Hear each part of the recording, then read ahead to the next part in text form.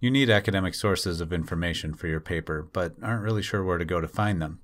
In this segment, we'll look at some of the best places to search to find academic sources. Where you search has a lot to do with the kind of information you need. Most students need basic factual information about their topic, especially when they're just starting their research.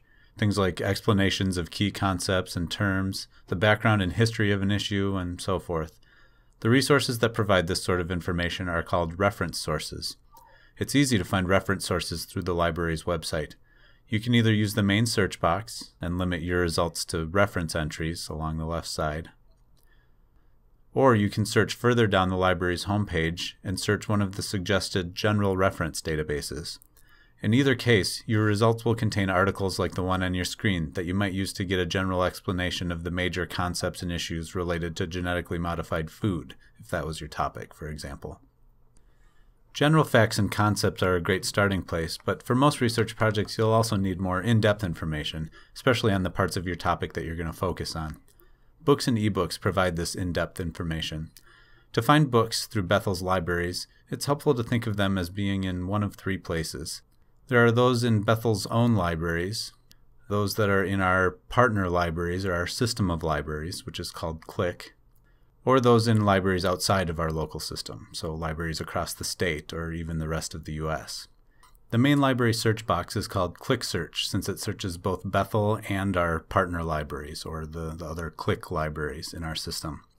Note, though, that if you use this search, it also includes other things like articles and DVDs, streaming video, and theses and dissertations written by Bethel students.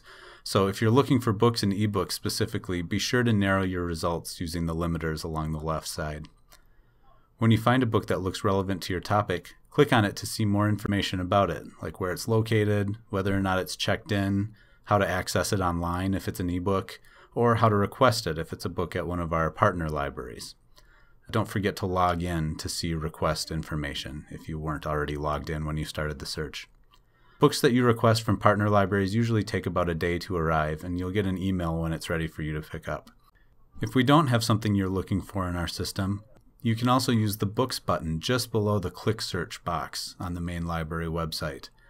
On that page there's a search called WorldCat, which covers all the major libraries in the U.S.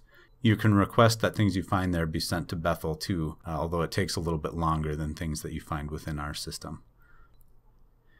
In addition to background and in-depth information, you may also need to find things like new research on your topic, or evidence that's being uncovered to support current theories, or original experiments and data. This sort of information is most often found in scholarly articles, which are usually found online. Now let's pause for a moment to answer an important question. If the articles are online, why use the library's website to get them? Why not just use Google or Google Scholar? It's true that you can sometimes find scholarly articles using Google or Google Scholar, but if you find them there rather than through the library's databases, more often than not you'll be asked to pay for access. Part of your tuition goes to buying you access to scholarly articles, so if you find things in the library's databases, you'll never be asked to pay for them. The library's databases, which are located further down on the library homepage, are generally arranged by subject. If you know the name of a specific database that your professor told you to use, like JSTOR or CINAHL, you can find those listed alphabetically here. If you're not sure which one to use, you can use the drop-down menu to see recommended databases for a given subject. One database that's particularly good if you don't know where to start is called Academic Search Premier, which you can find listed under the A's. This one is nice because it's a multidisciplinary database that has journals from all kinds of different disciplines. To sum up, it's easy to find the academic sources you need through the library's website. If you find you need help along the way, just ask.